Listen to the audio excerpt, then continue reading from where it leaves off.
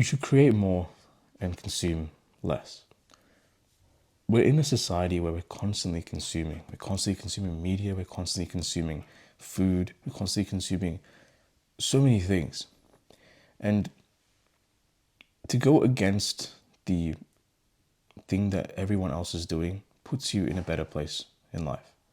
If you create more than you consume, rather than reading books, if you write your own books, write your own articles, if you, rather than watching videos, if you create your own videos, you'll learn a lot more about yourself. You'll grow a lot more as a person, and you become generally more successful in that process.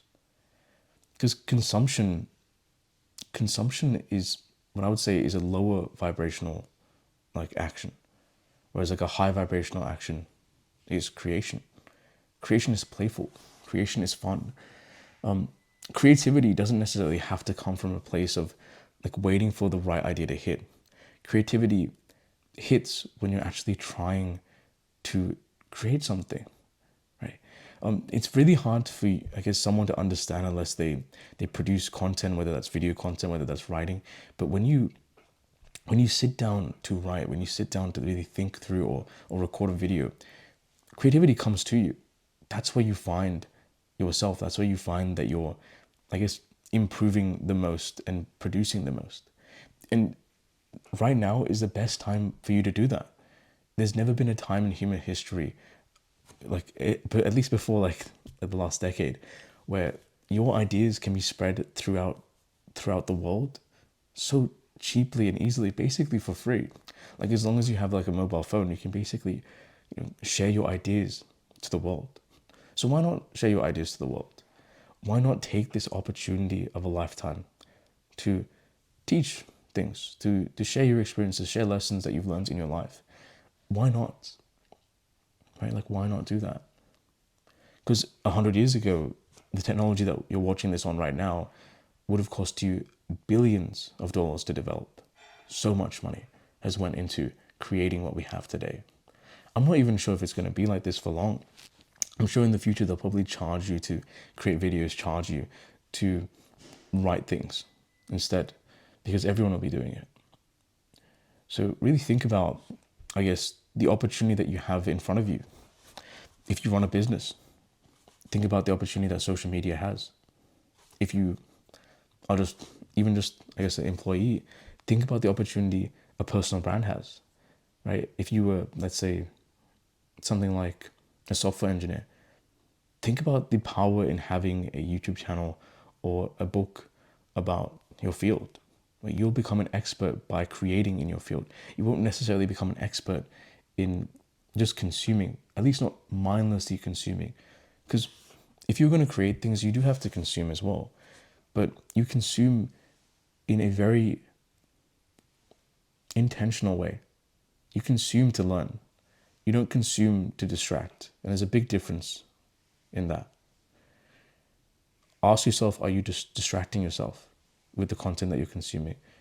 Or are you learning from the content? Are you going to produce your own content?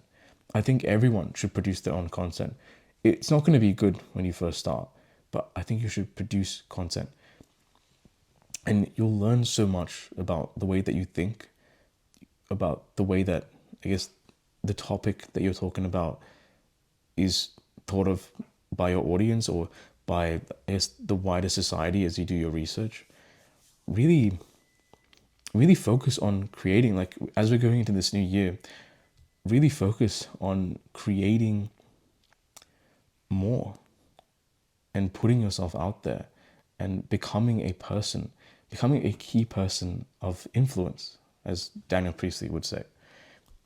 If you can do that, just think about the notoriety you can get. Think about the doors it might open. You might spark a conversation which gets you, I guess, connected to somebody very important that can help you to develop connections that can help you get a better job, a better career. Whenever I think about, I guess, creation versus consumption, I always think about the ancients, like the ancient Greeks, the ancient Romans. And if you look at like any old civilization, there was so much art, so much beauty that they produced. I'm sure they also consumed, but they made beautiful statues. They made structures and architecture that lasted thousands of years, it still lasted today. And imagine you create something, a video, you create a book, you create just something, you produce something that really lasts a long time, that lasts beyond your lifetime, that you might do something which has a profound effect on other people.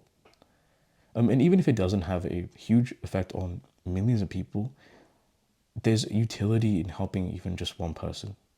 There's utility in making one life better, because through the butterfly effect, that would go and be paid forward to another person, and then to another person, and then to another person. And that would lead to just a better society overall.